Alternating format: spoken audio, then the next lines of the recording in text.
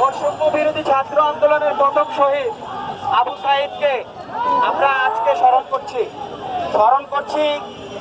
এই আন্দোলনে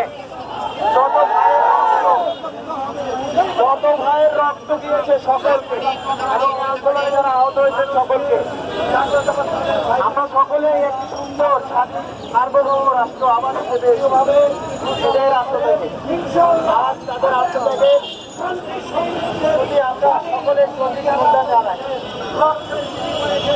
আমরা দেখতে পাচ্ছি শহীদ সারিয়ার